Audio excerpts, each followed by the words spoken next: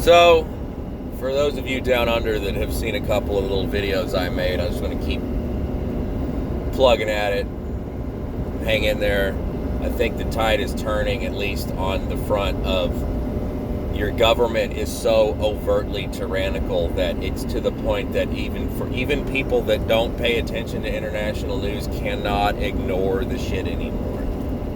The videos I saw of the protests on Saturday, it was really awesome to see so many people out there. But the shit that the police are doing, like fucking the rubber bullets, just shooting people in the forehead and choking people out and shit under the guise of keeping you safe,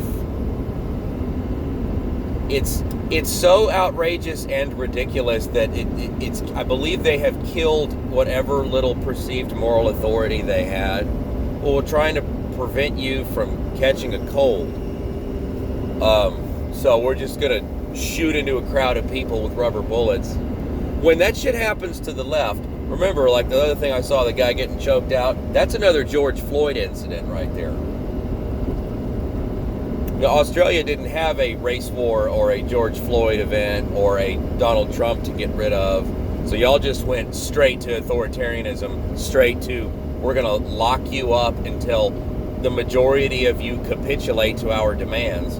And over here, everyone was bamboozled and distracted with what side of the race war do people perceive me to be on, and how do I not get caught up in that, and how do I try to keep my business operating, and all that shit that we were bamboozled with in the elections and all that we never got to just have full-on protests against tyranny of the lockdowns, because the dynamics here are way different, and there's different states that are not going along with it. So there's, like where I live, we're basically, other than the just overt psychological warfare propaganda campaign, I can do whatever I want here.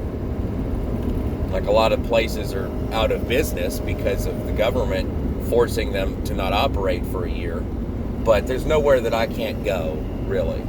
So it's a whole different dynamic here. But the shit down there is so overt and so obvious and so sickening that I think we're getting to the point where as a whole, the planet's going to have to address the fucking Austrail-otarianism, where somebody will come up with a way to word that, where you get what I'm saying, though. It starts with an A, it's authoritarian, it's Australian.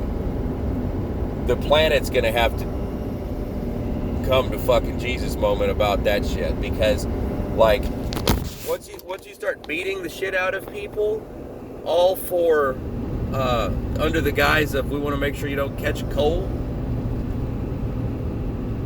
it's just not believable anymore.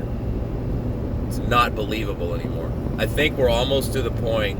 Pray to God, Australians. Reach out to all the fucking Americans and all the people in all the other countries that,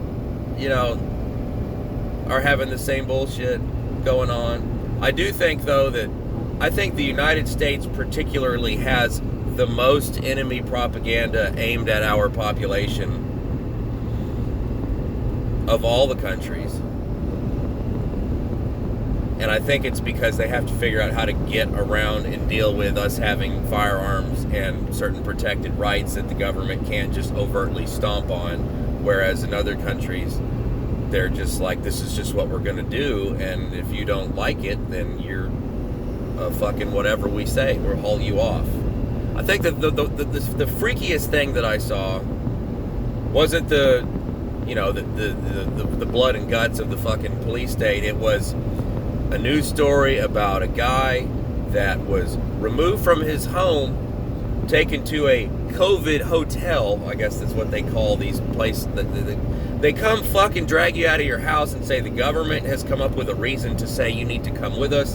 And it's also a reason that no one's going to argue with because it's COVID. So the guy's like, well, it must be a mix-up, but, here I go. And the fucking New World Order Twilight Zone Australian news reporters reporting it like, he's happy to comply with the state. Just unbelievable.